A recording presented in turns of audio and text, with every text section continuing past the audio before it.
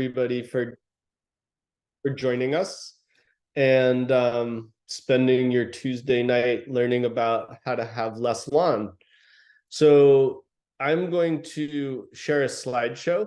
But before I do, I'm going to tell you a little bit about myself. And before I do that, I'm going to ask everybody, if you haven't already, just to turn off your mics, if you can do that. So just hit mute in the lower left there, and that will make this all go more smoothly. So my background is that I grew up in a situation really close to the natural world. I grew up in rural Maine, where my parents were back to the landers, and they moved there in the early 70s, and they ended up moving relatively far from the power lines, and they anticipated getting power and bringing electricity to their new house that they had built. And then they learned that the distance was too great and they would have to pay for it. So they were like, okay, well, we'll come up with that money in a year. And then they decided they liked living without electricity, and they ended up doing that for about 25 years. And that's where I grew up. And so I was really close to the rhythms of nature growing up that way. And it's fortunately something that suited me well. And it's kind of steered me in a direction where I went to school for landscape architecture, because I was really interested in working with plants and people and really connecting the two, ultimately really connecting nature and people. So once I got out of school and I had a degree, I went into my own practice, where I started a landscape design build business in Western Massachusetts, where I live now. And that's basically what I've been doing for 25 years. And the reason that I wanted to share some of this background is because a lot of what I've come up with and what I'm sharing is really drawn from just watching what works on the ground and making a lot of mistakes and learning along the way about what works and what doesn't work. And I continue to really chip away at that and still make mistakes and still am constantly learning. So I've tried to create a sort of how-to approach that's relatively straightforward and digestible. And so I'm going to jump into that and show you this slideshow. So let me share my screen. Here we go, and make this full screen. Okay, so here we go. This is what we're going to cover. And I'm going to give you a little bit of background first on lawns, and then we'll talk about the benefits of meadows, and we'll get into all the how-to stuff too, including maintenance. And at the end of this, we'll have a Q&A. So we'll be able to take a lot of questions. We should have time for everyone's questions. So I'll leave this slide up, but I'm going to tell you just a little bit of the background about lawns, because like a lot of history, it's kind of haphazard how we ended up here. In that initially, as lawns became a thing, it was really, we're talking pre-1850, when the reel mower was invented. If you wanted to have a lawn, you essentially had to pay people with shears to go out and cut your grass. And so this was something that only the very wealthy and nobility and aristocrats were able to afford. And so a lot of these estates in Europe, and I mean, we're talking really elaborate stuff, like think of Versailles. These are the places that were able to have a lot of lawn, and people associated lawn with wealth and success and having your own domain in that way. And in the mid 1800s, it was around actually like the 1830s, I think, right around the late 1830s, someone invented the reel mower and came up with a lawnmower that could actually cover a lot of area relatively quickly. And it's interesting that the advent of the lawnmower coincides with the unfolding of modern sports as well, because the mowed pitch became a thing. So reel mowers were still really heavy and not inexpensive to be able to have. And so it wasn't really until people's use in lawns that developed because mowers were further designed and made more usable. And so by the early 1900s, lawns were becoming more and more common. But it really wasn't until post-World War II America where everybody could afford a gasoline-powered lawnmower, and they started mass producing these and making them very, very affordable. And what we know as the lawn care industry blossomed, so to speak. And they have kind of taken what unfolded and turned it into what we now know and see every day as sort of Americans' problem with lawns. And what this has added up to is that we've sort of sleepwalked into a situation where if you took all the lawns in America and squished them together in one place, it would cover the footprint of Washington state. So it's a massive footprint. And it's important to know that some lawn is useful. I mentioned sports earlier. That's a reason to have lawn. If kids need a place to play or you need walkways, lawns can be valuable. But what we're talking about is an area of Washington state that is mowed turf, and largely most of that turf isn't used. Nobody walks on it, nobody touches it. It's just there. And so this has an enormous ecological impact that is terrible. And so I always knew this, but when I was researching lawns into meadows, my jaw kind of dropped. You've been able to read these statistics by now that are on this slide. The list is virtually endless in terms of the impacts that lawns have on the environment. And so, for instance, like just running a commercial mower for an hour, which is a 4-foot wide mower that you see most lawn care companies use, it's equivalent of driving a Toyota Camry 300 miles. A 2017 Camry for 300 miles is, and the carbon releases are equivalent. So another statistic is filling lawnmowers. This is an EPA statistic. Filling lawnmowers every year, people spill 17 million gallons of gasoline, which is equivalent to the amount of oil that leaked out of the Exxon Valdez. So this is the kind of thing where if you compile all these statistics, you could kind of just keep spitting them out for minutes and minutes and minutes and just keep going on, because lawns essentially are also ecological wastelands in that there's no diversity, they're a monoculture, they don't really serve anything. Even like commercial agriculture, which uses a lot of chemicals, it's like they're producing food and feed crops. Lawns are just kind of sitting there, and people use all these resources to maintain them. So I think you get the idea about that. It's pretty amazing how much it adds up to. And when we're talking about habitat loss, you know, lawns are a big contributor to that. So it's not entirely bleak because there's other ways to do this. And if lawns are on one end of the spectrum ecologically, meadows are on the complete opposite other end of the spectrum ecologically. They're incredibly beneficial. They don't require resources. They don't need fertilizer. They don't need irrigation. And they provide habitat. And so obviously they provide habitat for pollinators, but they provide the foundation for the food web. They provide habitat for a lot of different insects, for small animals, rodents, amphibians, you know, all sorts of different creatures use meadows.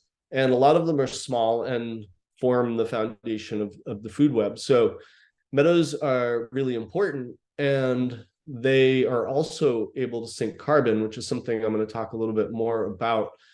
But meadows are really the sort of anti-lawn from an ecological perspective. Very, very different. So how do meadows store carbon? It's really like all plants. They're taking CO2 out of the air and splitting it up putting the oxygen back into the air, keeping the carbon, and making starches and sugars out of that, which is the miraculous way that life on Earth is able to exist. And in this case, like all plants, or most plants, the meadowforbs will take those carbons and sugars and bring them down into their root system and essentially share them with microbes and mycorrhizae in the soil in exchange for other nutrients that the plants can't access as easily on their own. And in that process, all that carbon gets sunk in the soil. So whereas forests keep a lot of their carbon stored in trunks of trees and branches above ground and leaves, meadows are sinking the vast majority of that carbon that they're taking into the soil. And then when those organisms die or the roots die, that carbon stays in the soil. So it's a massive amount of carbon. It's often grasslands are storing more carbon than forests. And so along with oceans, grasslands are a really, really important carbon sink. And so this alone makes them very different than lawns, because lawns are very shallow rooted. And not only are they using all of these resources that include a lot of carbon-based fuel, they are not able to sink any carbon whatsoever, or very, very little. And meadows are very deep-rooted. It's not unusual for meadow plant to have roots 5 or 10 feet deep. And some species, when they research prairies, have roots that will reach 15 or 20 feet into the ground. So massive tonnage of carbon ends up in the soil. And even if you burn a meadow, unlike a forest, very little carbon goes back into the atmosphere. The vast majority of it stays in the soil. So that's kind of the background in regard to lawns and meadows. And so now we're going to talk about the how-to part of what it is to design and make a meadow. And really, it's pretty straightforward in terms of requirements of like a true meadow. And really, when people ask, well, what is a meadow? It's a little bit amorphous in that it's not a technical word. And really, it's a grassland. And grasslands include a range of different types of scenarios. And a lot of them are regionally sort of dependent in terms of what the words are that are being used. But like there's prairie, there's plains, there's steppe, there's savanna. These are all grasslands, and meadows are also grasslands. So in many cases, these words are somewhat interchangeable, because really we're talking about an area with grass and flowering perennials that is largely devoid of trees and shrubs. So something like a savanna might have some trees and shrubs in it, but it's largely grass and other herbaceous plants. And so typically that's maintained, that the lack of woody plants is made possible through grazing. Like in savannas, that's a huge factor, but also fire. These are historically what the inputs are that maintain meadows, but nowadays, obviously, mowing is another factor. So a true meadow needs sunshine, needs sunlight for half of the day, but ultimately you can grow meadow-like plantings, meadow-like landscapes in shade. You just have to use different plants, and they're not, I guess, technically meadow species in the same way, but they essentially can kind of look and behave the same way. It's not going to maybe have the same colors. So a true meadow ultimately needs half a day of sun and somewhere around 20 or 25 inches of rainfall a year, which is no problem for us on the East Coast. So out in the arid West, creating a meadow can be prohibitive just because there's not enough rain. So ultimately, what I'm about to show you in terms of putting together a meadow is really based on a process that I've used that works really well, because it's a process of elimination.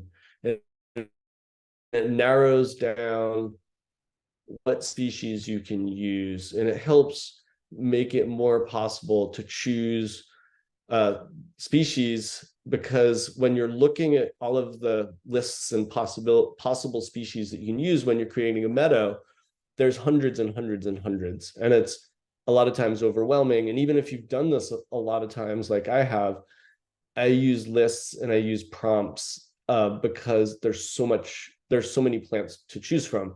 So how do you make that more navigable? And really, this process that I'm about to show you is a really excellent process of whittling things down so that you are able to match the species you're using to the site.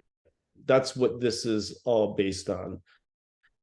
In order to have a successful meadow, you need to use species that want to be there. They like the site conditions, they prefer those site conditions, and therefore they're going to stay there. They're going to be able to regenerate over time, and you're going to have a successful meadow. If you don't match your plants to the site, it's very difficult to get your meadow to establish properly, and a lot of times they don't work at all if you don't have species that are matched to the site.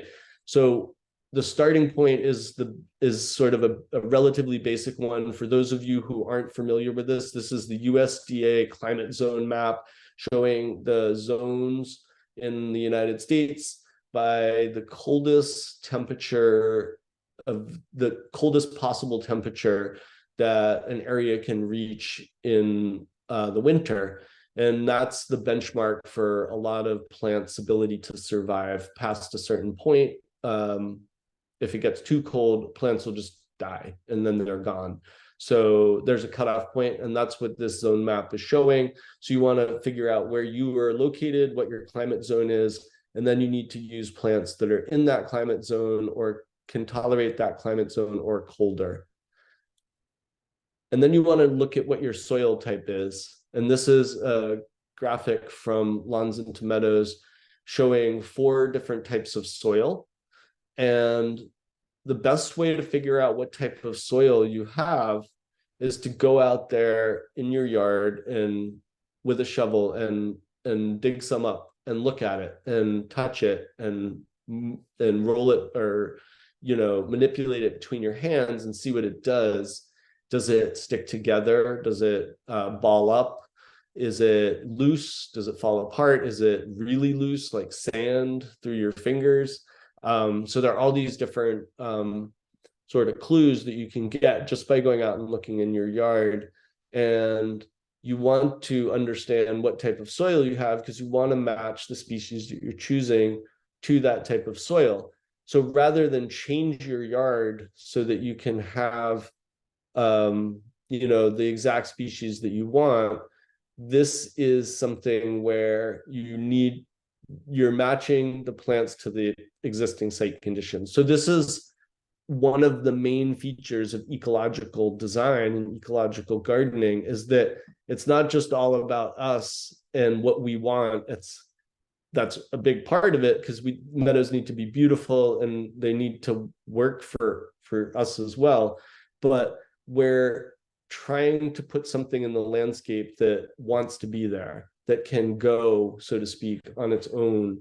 And so it's very important to know your soil type, because there's a lot of species that are perfectly happy in poor soil. There's a lot of meadow plants that can grow in extremely poor soil, actually.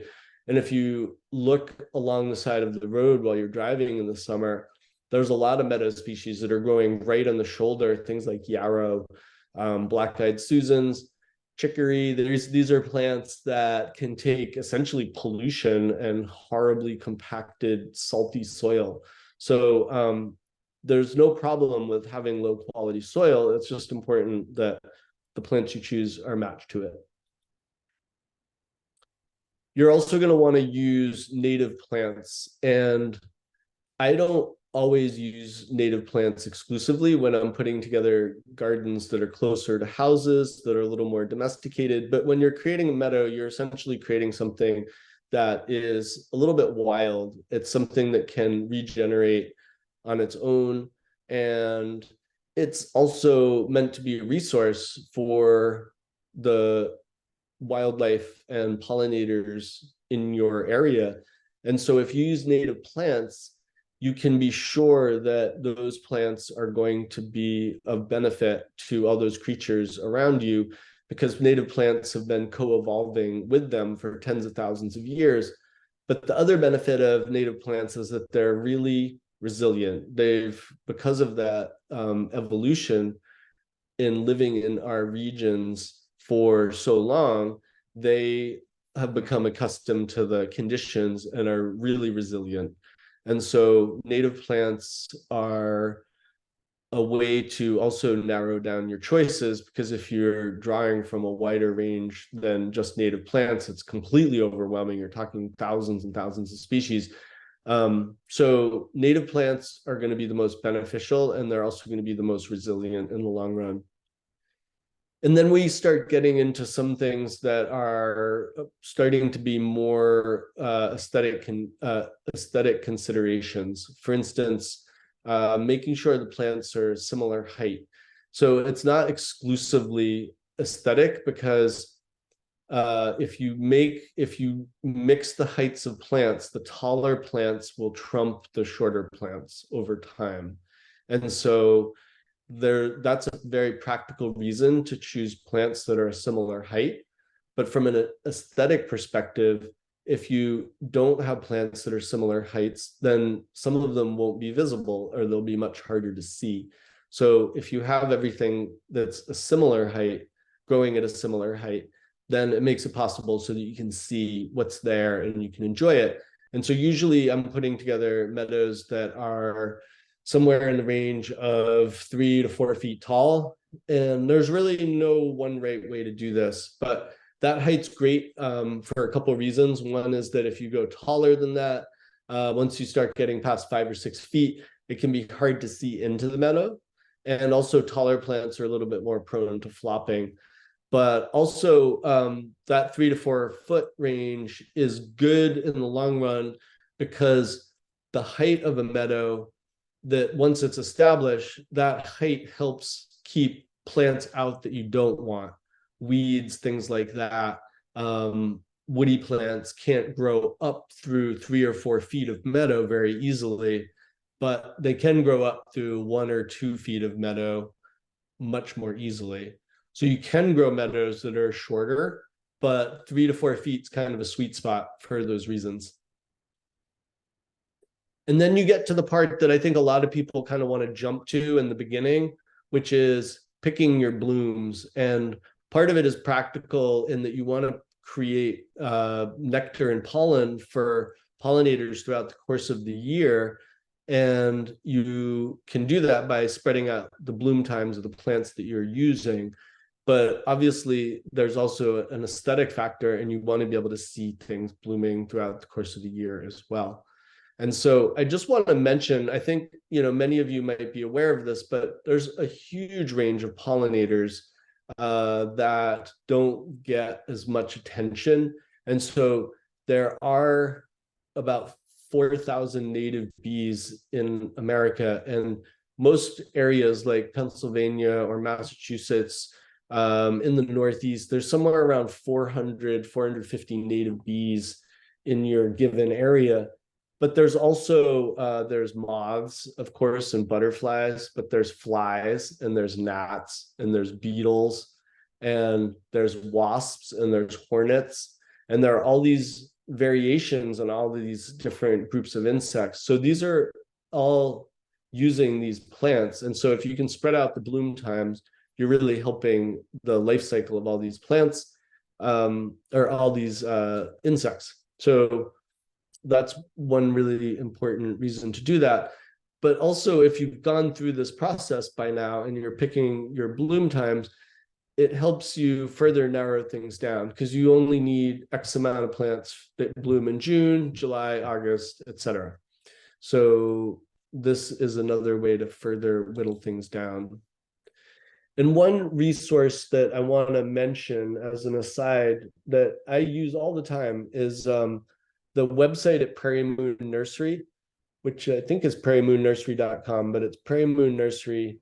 They're in Minnesota. They're a really reputable seed provider. I personally get a lot of seeds from them, and they do really good work there. But they have an excellent website, and the website has a good filter on it. So all of what I've been describing, you essentially can plug that information into the website and it'll show you the species that fit those conditions. So it's an assist in this process that I've just been describing, because ultimately when you're designing a meadow, when you're designing it from seed, the design is the seed mix. You can spread seed, individually by species in particular areas. It's very time consuming and it's harder to control. Very few people would do that, but you could. But ultimately what people do pretty much all the time is they'll put together this plant list based on the criteria that I've broken down. And then once they have those seeds, they scatter them. And I'll talk about that a little bit more further on. But ultimately, once those seeds go down, the ones that sprout is what you see. So ultimately, you don't have the same amount of control with seeds that you do when you're planting with live plants, which is what a meadow garden is, which is really a garden, a meadow-like garden, essentially using meadow plants, but you're planting live plants, which are usually small perennials, young perennials that come in trays that are called plugs. And a tray usually has 38 to 50, maybe sometimes 72 plants in it. And they're much smaller, much less expensive than the traditional size container plants that you see in most retail nurseries. And it allows you to cover a much larger area. But at the same time, you can only cover so much area because of the labor it takes and the budget it still takes to buy those plants. So typically there's some cutoff point. And usually it ends up being a smaller space. Whereas if you have a really large space, you're going to want to plant from seed. And sometimes you can combine them depending on your budget and what you're trying to make happen. A lot of times I will combine them where I'll use plugs in prominent locations with meadow seed so that people can see basically some results faster with the plugs in those prominent locations, say near an entrance or next to a driveway, that kind of thing.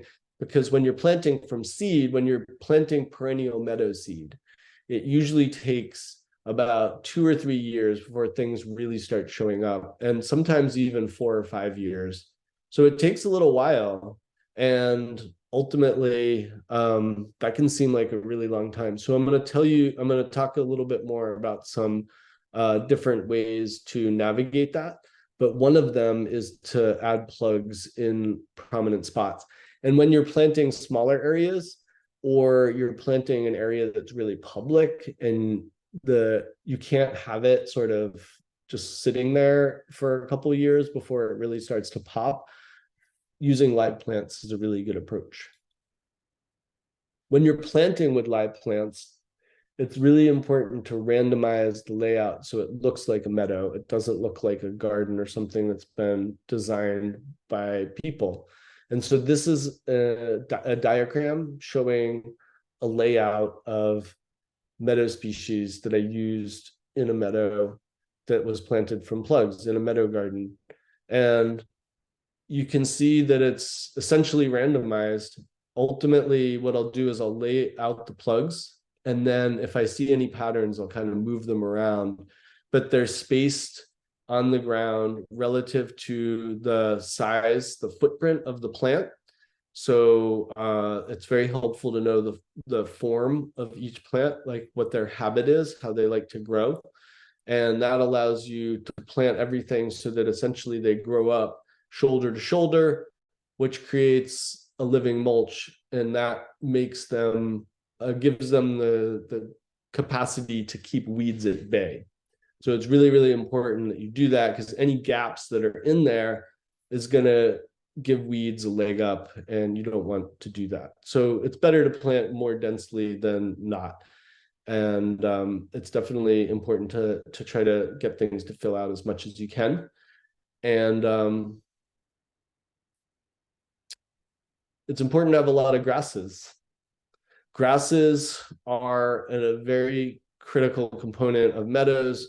Aesthetically, they help meadows because they, in many ways, are the meadow from that sort of, in regard to the visual association. Think of grasses waving in the wind, but they also have some other practical effects aesthetically, including creating a sort of graceful texture, a more subtle texture that is really important because when meadow plants that are flowering forbs, when those flowers go by, they leave their seed heads. And some of those are really bulky sometimes. And if they're mixed in with grasses, that really softens things up. But also grasses are really important as a form of habitat for insects. They use them extensensively, and they also provide a lot of seed for small animals too. So grasses are really important, and I usually make sure they're the majority of plants in the majority of species in my meadows are grasses. There's really no right way to do this. You could even, I just worked on a project where the meadow was 100% grasses because they didn't want flowering species. But it's important to have a decent amount of them. And then it's important, if you're planting from seed, I always err on the side of using more flowering perennials than not. Because when you're planting from seed, the thing is that the seed is less predictable. When you're planting with live plants, if you take care of them and nothing eats them, then they're going to establish, and you know where they are and you know what they're going to do. But with seed, it's much more mysterious and it's much less reliable. It's not to say that it's unreliable, but it's hard to predict. And so if you use more species, then it increases the odds that some of those plants, some of those seeds are going to be happy with the conditions they're given and that they're going to sprout. It also increases the odds that that might happen sooner than later. So a lot of times I'll use even as many as 25 or 30 or 35 flowering perennial species in a meadow mix. And when I'm planting a meadow garden, I do not use that many species because I'm usually dealing with a much smaller space. And it's important to not use too many species in a smaller space, or it starts to become chaotic. Also, you're getting the plants in trays. And so you are going to have 38 plants or 58 plants or 50 plants in a tray. And you have to be able to fit them into the space that you're dealing with. So you really don't want to use too many flowering species in a meadow garden. When it comes to preparation, there's a lot of different ways to do this. And I have always focused on using rototillers and tilling under grass. And the reason that this is so helpful is because a lot of times lawns have the upkeep of a lawn and what goes into it, and sun scald and compaction and chemicals, all of these things essentially kill the soil a lot of times. Soil health in existing lawns is miserable, especially really perfect looking lawns. They're essentially, those lawns are sort of like a hydroponic crop because they're sustained by fertilizers and all of these external inputs. They're not sustained by soil and soil health. And so when you till grass back into unhealthy soil, it actually can help jumpstart it and get it to come back to life by putting organic matter back in the soil. And then it also disturbs the seed bank of all the weeds that are sitting around in your yard. And that's actually a really good thing because there's multiple tillings that usually need to happen to get your piece of land that you're preparing down to a blank slate, so nothing's growing in it.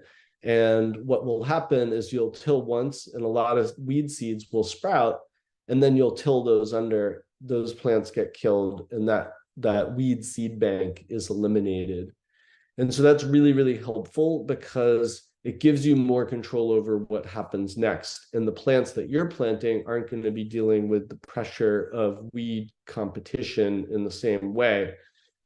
That said, there's no one right way to do this. And I'm going to talk about a couple other approaches, because ultimately the goal is to get a meadow to be growing with flowering plants in it and for it to look good. And so if you can get that result, then you did it successfully. So it doesn't matter in many ways how you get there. It matters that you figure out a way that works. I personally don't use herbicides myself in the preparation process because I think it's antithetical to creating pollinator habitat. And also there's a really horrible track record over the course of about 120 years of each generation of herbicides being touted as being safe and wonderful, essentially. And then as time goes by, they're proven to be highly toxic and problematic. So I exclusively personally don't use them. And I think that's an important point to make because I've never needed to use them. I'm able to establish meadows in all of the landscapes that I create without using them. But you can also use things like solarization, sheet mulching. There's different approaches that work as well. But you can also just plant into existing lawn and not even try to start with a blank slate. And in that case, you could do something as simple as take meadow seed and sprinkle it out into your existing lawn and let the lawn grow up and see what happens. But in some circumstances that I've worked in, I've had to plant into lawn to create a meadow. And there was one particular job where this happened, and it was in a prominent location. It was at the Eric Carle Museum of Picture Book Art, which is in Amherst, Mass, which is a wonderful children's museum. And the co-founder had passed away, Bobby Carle, and they wanted to memorialize her with a meadow. And so I was tasked with putting together a seed mix for this meadow. And the meadow was going to be in an old apple orchard where there's turf under it. So these are over 100-year-old apple trees. And they didn't want to till because we didn't want to destroy the roots or harm these trees. And at the same time, there was existing turf there and we wanted to get rid of it, but we weren't going to use herbicides, especially because it was a children's play space. So what we ended up doing was using a drill seeder. And I was the person who had to make this call. And the drill seeder is the device on the lower left. This is a walk behind version. There's different versions that attach to tractors as well. But essentially, it's a device that makes scores into the grass. It slices into the grass and deposits seeds into those scores. And because we couldn't get rid of the grass, this seemed like the best approach that I could come up with because it gives those seeds soil contact. And that's ultimately what you're trying to do to get them to establish. They need soil contact. And I researched drill seeders and I looked at other meadow experts' info about them and planting into lawns. And they all were basically saying, don't do it. Don't plant into a lawn. And then when I tried to talk to other people that I knew who had built meadows, none of them had done this before. So it was really just kind of a crapshoot. And I was quite concerned that it may not work, which would essentially be a failure. So we did it. And lo and behold, happily, it actually worked really well. And the seeds got soil contact. And now 4 or 5 years on, most of the species we planted are in there. So ultimately, it's that soil contact that matters. And if those seeds have that, then they usually will proliferate and do really well. So just to go over a couple other things here, because we're going to talk about maintenance shortly. And this is a brush hog on the middle left, and then a sickle bar mower. Those are two ways to cut meadows. The brush hog is the most commonly used tool for cutting meadows, and it's basically a really strong lawnmower. And then there's also weed whackers and scythes, which are other ways to cut smaller parts of your meadow. So when you're planting a meadow from plugs, it's basically just like planting any other perennial. You want it to match up to the soil, the existing soil level. And then I put down a partially composted bark mulch around the meadow plugs after I plant them, because it really helps with weed control. It helps with erosion. It helps keep moisture in the ground. So that's a really, it provides a boost to have it there. And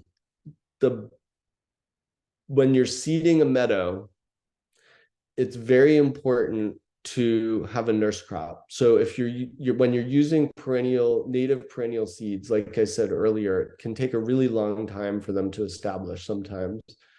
And in that first year or two, not much is happening in the way of perennial plants. Some of them will appear, but most of them won't. And you need what's called a nurse crop to protect the soil and protect the young plants and the seed as it establishes. And really what a nurse crop is, it's similar to a cover crop in agriculture. And it is essentially an annual plant that's going to fill out the space, provide that protection, but also provide green and foliage. So you're not just looking at a blank space if you're starting from bare ground. And I often use an annual rye. That's a really commonly used one. But there's a bunch of different plants that can work as nurse crops. And there's no one right plant that you have to use to do this. I've started using native annual seeds with my nurse crop the last couple of years, and that's really helpful because those native annual seeds will flower. And so in that first year, when you're going to get very few perennial flowers, if any, those native annuals are able to flower amongst the nurse crop and give you color. Sometimes it works really well to put down those native annuals again for a second year, and that gives you color in year number 2, while you have maybe more perennials, but still not that many. When you're putting down seed, it's important to distribute it evenly. And I usually mix it with sawdust, but you want to mix it with some other sort of medium. Some people use peat moss or kitty litter or sand, but meadow seed's really tiny a lot of times, and some of it's also very large, and you want to be able to mix it together in a way that allows you to distribute it evenly. And by mixing it with another medium, it allows you to meter it out more effectively. If you use something like sawdust, it's very helpful because it also allows you to see where you put the meadow seed down.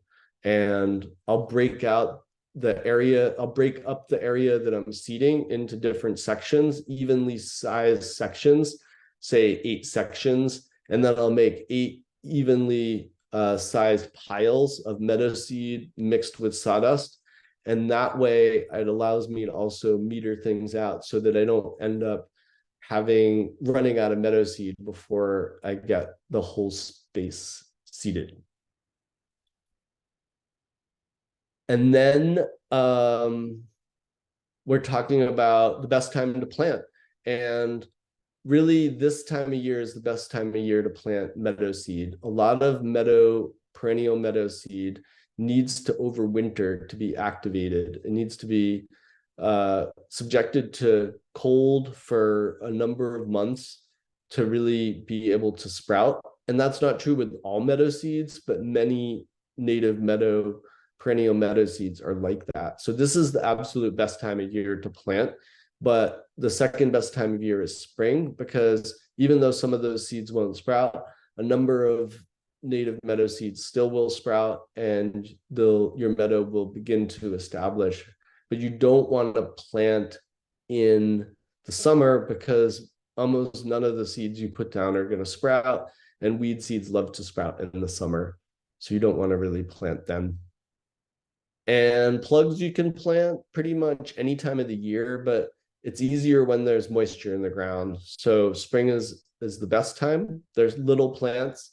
If the ground's moist, they'll be able to establish pretty much immediately. And once they establish, they're meadow plants. They're very resilient, and you won't have to water them ever again. But if you're planting in the summer, you'll have to give them a little bit of a boost sometimes and give them water. But you do not want to coddle them. You don't want to baby them, because they're meadow plants. You want them to be able to survive on their own. If you water them a lot, they'll start to lean into that and expect it. And then they are much more vulnerable because they put a lot of growth immediately into their leaves, thinking that they're going to get water all the time, and less growth into their root system. And so if that water is withdrawn, then they're vulnerable because they're transpiring more water than they're taking up. So you really want them to adapt to those site conditions that you spent so much time designing your plant choices to match. That's really important. And that is essentially it in terms of designing and putting together a meadow. The one thing that I didn't cover that I want to talk just a little bit more about before I open this up to Q&A is maintenance. And as a meadow's establishing, which is really the first 2 to 5 years, the maintenance is usually fairly different than it is after it's established. So an established meadow typically just requires an annual mowing, which I encourage people to do in the spring, right before plants start growing again, because that allows all of the insects that are using the meadow for overwintering to complete their life cycle. But it also allows you to see these meadow plants throughout the course of the winter. Many meadow grasses in particular are really, really beautiful throughout the course of the winter. And when there's snow and sunlight hitting meadow grasses, it's a really nice thing to see. There's so little plant life that we can sort of enjoy in the winter, and meadows can really be something that's an asset that way. When you're establishing meadows, it's important to weed out or to cut back anything that you don't want that is aggressive or invasive. Annual weeds are not a threat to your meadow in the long run, but in the first year or two, they might not look very good, and you might want to cut them back or mow them. Prairie Moon Nursery, they suggest you mow your meadow 3, 4, 5 times in your second season. And I don't do that personally. I will go in and cut back anything that I don't want. But basically, in that establishment phase, you're trying to discourage what you don't want and encourage what you do want. And that's basically the long and short of it with maintenance. So being out there while it's establishing is really important, just from an observational standpoint. That way, if anything shows up that you don't want, you can catch it really early, and it doesn't surprise you months later with, an established root system. So that is it for my presentation, and I want to open it up to Q&A, and I hope you guys have some questions for me. Awesome. Thanks so much. That was a great presentation, and there's some questions already, and I'm sure there will be more. Just because we're just talking about mowing, following up on that thread first, someone made the point about being aware of ground nesting birds for your mow times. And depending on how big of an area you have, just being aware of that. And so mentioning that out loud. Yeah, and then someone else, or actually that same individual asked how high, when you're mowing your meadow, what length are you mowing to? Really, you can mow pretty low. And ultimately, I want to talk about that more, but I also want to comment on the ground nesting bird point, because it's a really good point. But it's one of those things where you want to be out in your meadow observing it, because you want to know what's happening and you want to know what's there. And so if there's a killdeer that's using the corner, or there's some, there's birds using it, you want to have a sense that they might be around. So if there's not activity, then it's going to change how you maintain it. Because when it comes to maintenance, mowing works well, and it's nice to mow really low if you can, but a lot of times it's rougher ground, and so mowing 4, 5, 6 inches high is fine. But really, fire is the absolute best way, hands down, to maintain a meadow. Meadows and fire are best friends. They love each other, and a lot of meadow plants respond like extraordinarily well to fire. In fact, just burning an existing field a lot of times will lead to different meadow species showing up seemingly almost miraculously. Um, Obviously, fire is not an easy approach in many locations, but the reason I mention that is because we sort of culturally, societally have just learned that fire is bad in the landscape. Fire is actually one of the best things in the landscape if it's used regularly and it's low intensity burns. And meadows are a really prime example of that, because fire is just very extraordinarily beneficial to meadow species.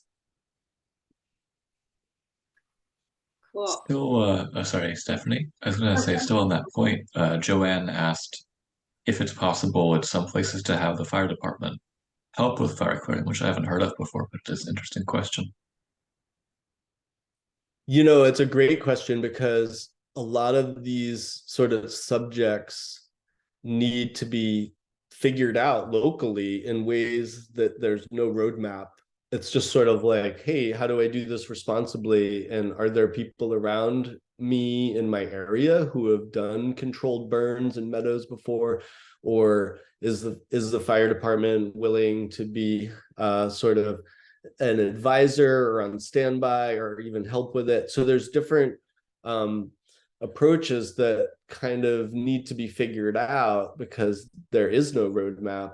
And a lot of this, I'm going to just talk a little bit about the sort of community side of meadows, because meadows in a suburban setting is a lot of times illegal or not possible. Or if you do put in a meadow, people will give you the stink eye and they're not going to be happy about it. So how do you deal with that? And it's sort of similar to the answer I gave about networking and figuring out how to use fire, because really a lot of this is getting meadows into our communities is in many ways an educational process and an organizing sort of grassroots community level organizing project. Because without education, without talking to people, without essentially working on the political side of it, those homeowners associations and municipalities aren't going to allow you to build meadows. And so even if you are able to build meadows and you build one in your yard and your neighbors don't like you and don't talk to you, that's not going to be very pleasant either. So education is a way to kind of get through all of this. And so it could be something as simple as having signage up in front of your yard explaining why you're doing something, but it could also be providing information to your homeowners association or your municipality. So it's sort of an overlooked topic sometimes, because we're focused on how do you do this, but that is actually a really big part of how do you do this, because in many cases in America, you can't just put in a meadow. And this is one approach to do that, to making that happen. And another sort of just side note on that is that if you aren't confident creating a meadow and you don't feel like you have that experience, it is important if it's in a public location that it looks good, because if it doesn't, people, you can practice, you can use your backyard, you can use a very small space, like a 5x5 plot or something like that, and get some experience and see what works. So I just wanted to throw that out there. That's so great. We've been talking with communities in the Philadelphia area where there's no mow May, and then people are getting tickets from the planning board for growing their lawn over a certain height. So this public awareness component, and even thinking about what is beautiful, to how to change beauty standards in lawns. This is an important part of the question. And if you're not creating meadows, maybe you're helping create the environment so that meadows can exist in your community. I mean, that would be a huge service. Yeah. We have a few questions about tilling. So first, someone asked about how many times you are tilling to clear the weeds. But then we have more questions about where there are invasive rhizome plants, and I'm afraid that tilling might make it worse. Yeah. So questions about tilling there. Good question. So we were like, things that are really difficult to get rid of because of their rhizomes, like Japanese knotweed or Bermuda grass is another one. There aren't many. There's very few species that you can't get rid of that way with tilling, but there are some where it doesn't work and you're going to have to do something else. And smothering can be an approach, like solarization, but also like with Bermuda grass, I was just talking about this yesterday, where you could do something like sheet mulching and putting down a relatively thick layer of cardboard and then some soil compost mix and then a mulch on top of that. And you could potentially plant an annual cover crop or flowering native annual like partridge pea on top of that, so that you actually have some color and it looks good. But essentially you have to smother some of those plants, or at least deprive them of their ability to regenerate and get more sunlight and more energy. But generally, outside of a very, very small group of offenders, tilling works well. And you really are doing it based on observation. And what you'll do is you'll till once, and then some of the grass or whatever you're tilling under won't die, and you'll see it resprout. You'll see, typically it's somewhere around 10 to 20% resprouts. And it takes, depending on how wet the ground is, like how much moisture there is, how much sunshine there is, what time of year it is in terms of temperature, but that grass will regrow. And once you see it resprouting, then you till it again. And it's the same with the weed seeds that are sprouting. You want them to sprout some, so you want to give them a chance to sprout. And usually that's like 10 days, 14 days. If it's a little slower, it might be even 3 or 4 weeks. And then you till again. And basically you're just observing your site. And if that second tilling doesn't eliminate everything, usually a third tilling will. But you really want to get things to a point where it's about 95, 97, 98% bare soil. And it also depends, if some things are still growing, it depends on what they are. If it's just a sort of a typical lawn grass that isn't Bermuda grass, then that's not going to be a threat in the same way as something like Bermuda grass. So you want to just try to understand what you're dealing with, and you don't necessarily have to get it absolutely 100% clear with most species.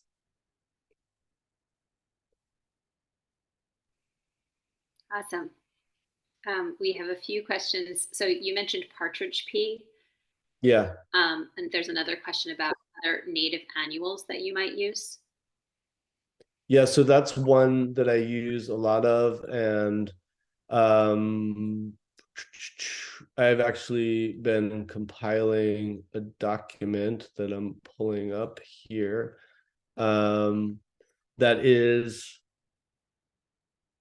a list of native annuals. because basically this is kind of a new thing. People used to think of meadows as being like perennial or annual, and you didn't really put them together. But there's all sorts of different things that you can use. There's a native, these are all natives. There's an annual black-eyed Susan. There's something called Biden's, which is nodding burr marigold.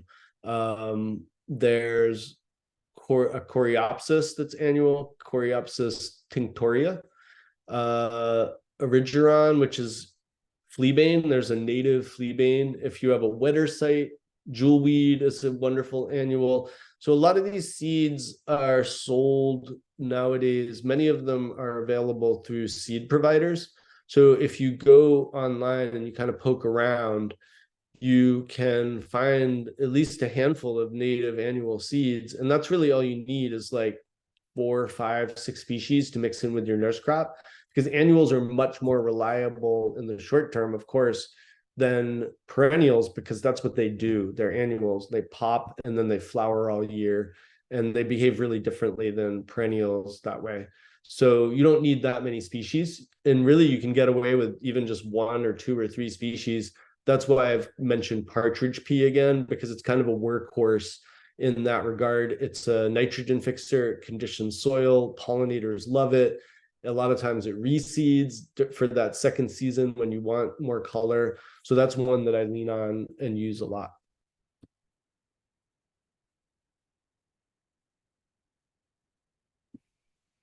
Thank you. There's a few more questions about specific weed plants. For instance, mugwort, which I know it can really take over. Also horseweed and crimson fountain grass.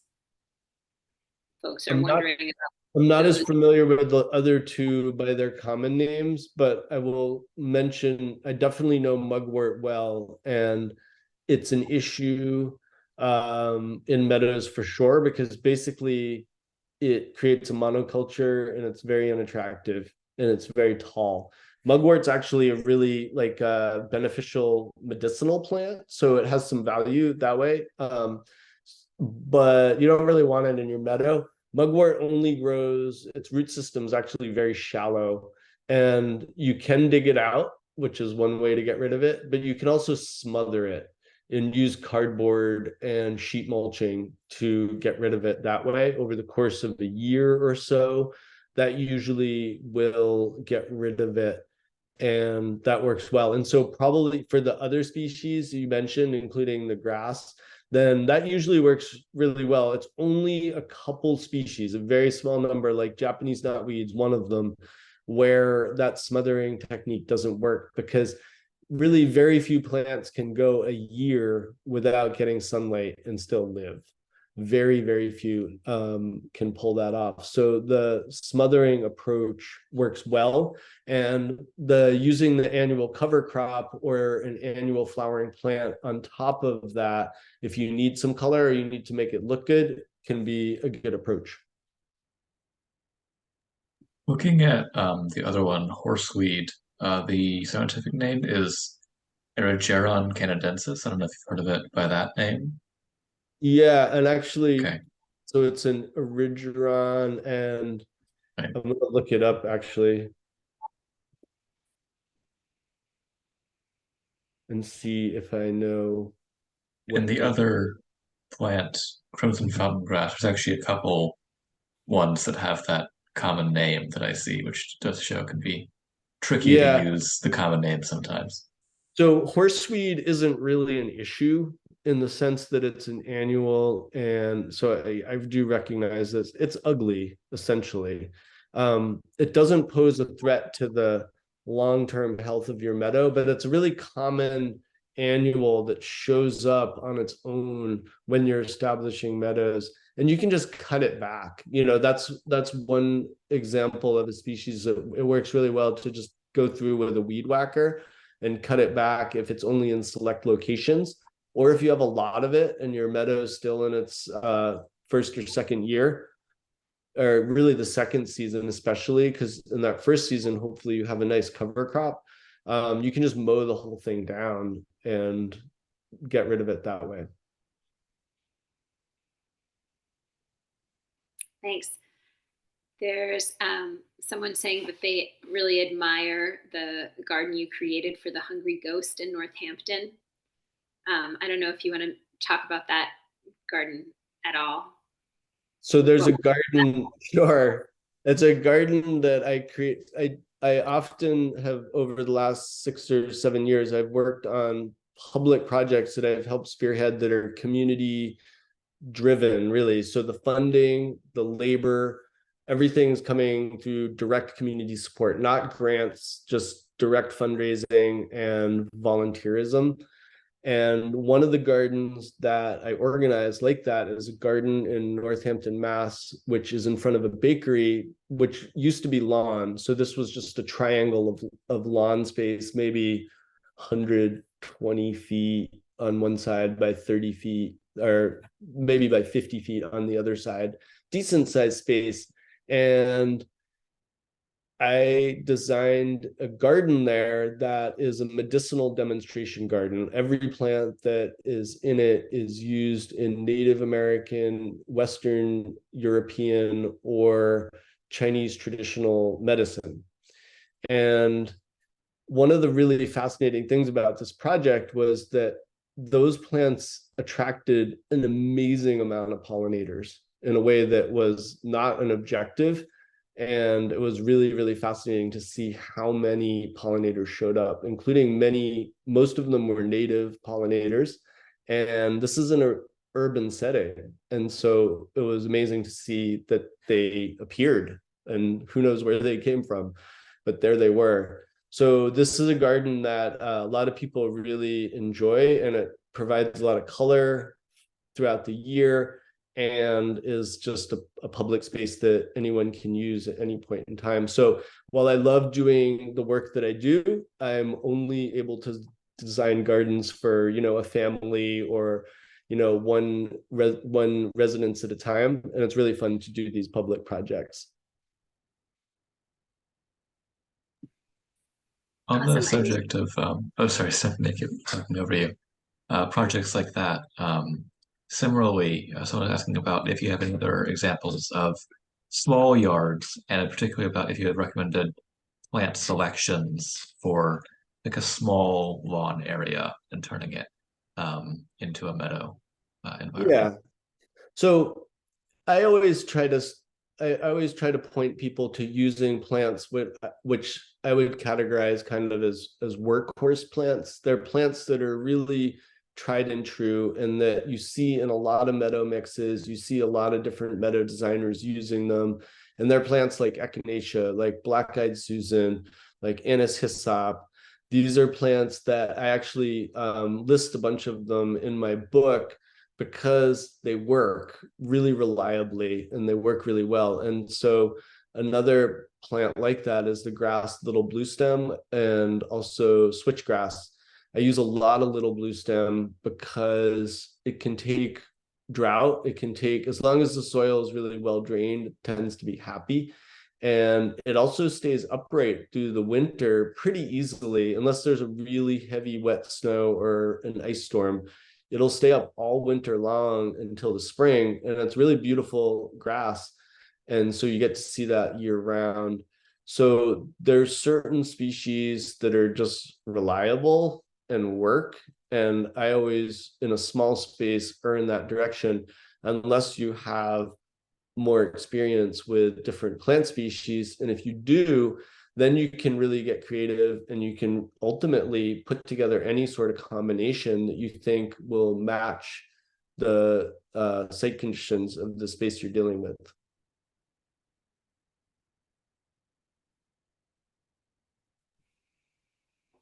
There's a question about sheet mulching and Yeah.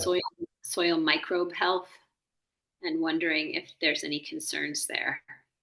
No, soil microbes love sheet mulching.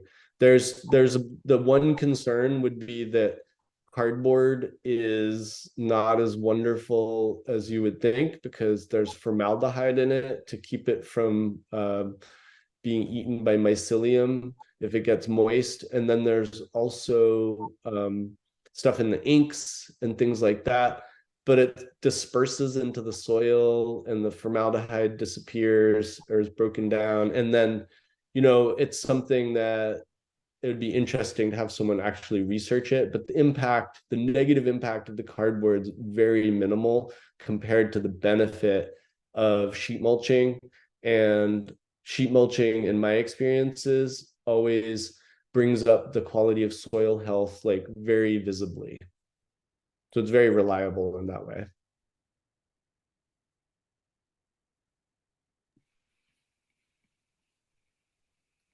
Awesome. I think, did I miss anybody's questions? Or if anybody has any more questions, you can type it in. I think I'm going to answer a question that people haven't asked, but almost always ask, which is, what about ticks? Oh, yeah, that's a great question. Ticks are a perennial concern in meadows. And one of the things that you can do is, if you want to walk in your meadow, mow a path that's wide enough, usually like 5-6 feet wide, so that you can walk and not have plants brush against you. And then you don't have to worry about ticks. And also, when you have an established meadow, you don't need to go in it during the growing season. It's really when it's establishing that you might have to do a little bit of maintenance during tick season. And so if you do that, just, use the typical protocol of wearing light colored clothing or tucking your pants into your socks or putting on repellents. But there's also something that I don't have personal experience with, but there's 2 nematodes that are native nematodes that you can buy online, because I was just researching this. I don't remember their Latin names, but they live their life cycles in ticks. And I've heard of people putting these down in their meadows. And that would be an interesting thing to experiment with.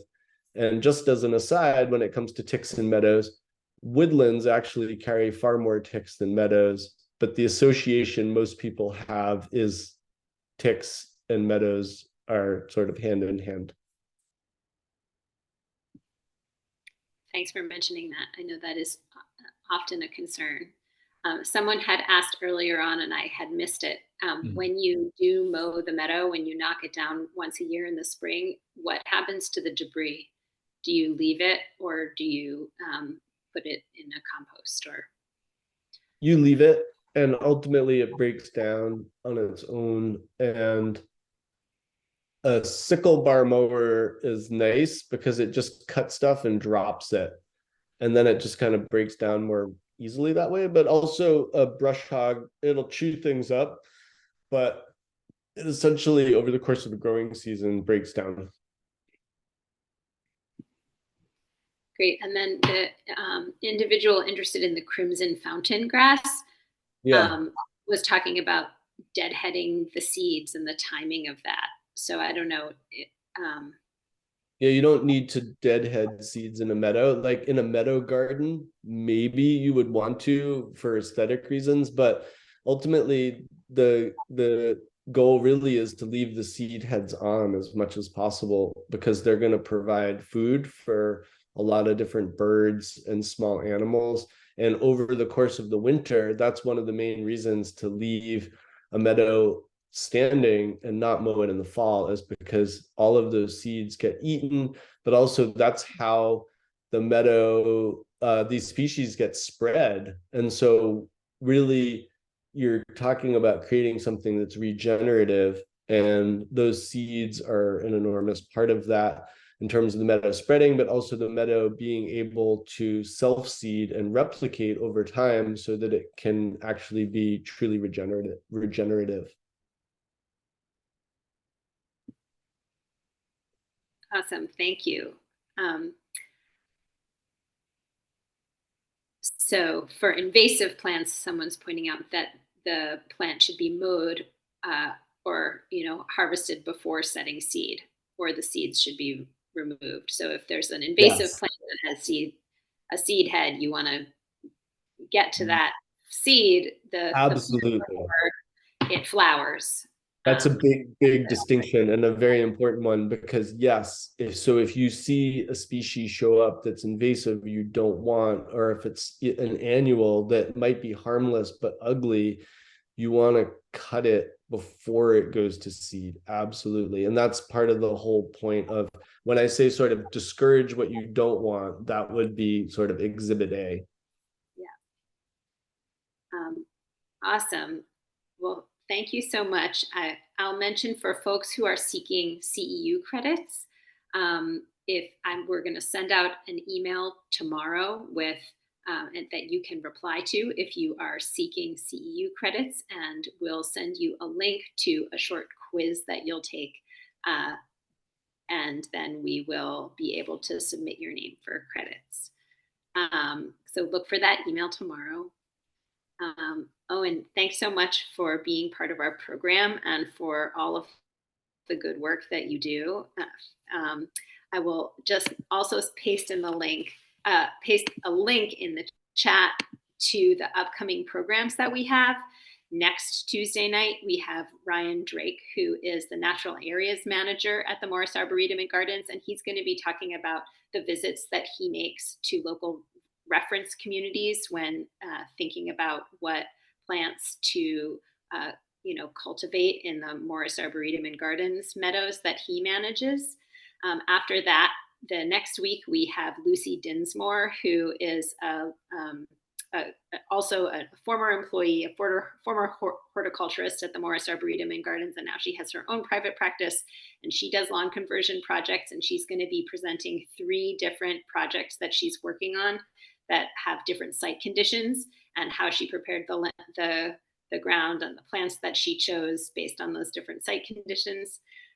We have someone talking about turning lawn into woodlands. So not meadows, but woodlands. And then if you're interested in hearing more about meadows, we do have Larry Weiner, who is a landscape architect who knows a lot about meadows, who's going to be giving us his take on meadows and talking about the liberated landscape. So the way that we can just plan for nature to show us what it has for us, and we can watch our meadows evolve naturally over time, rather than kind of curating a garden the way that we often do in our home environments. So thanks again so much. We hope to see you again in the rest of the series. And Owen, thanks again so much for your time. So thanks for having me. Thank you, everyone. Yeah, thanks everyone. Be well.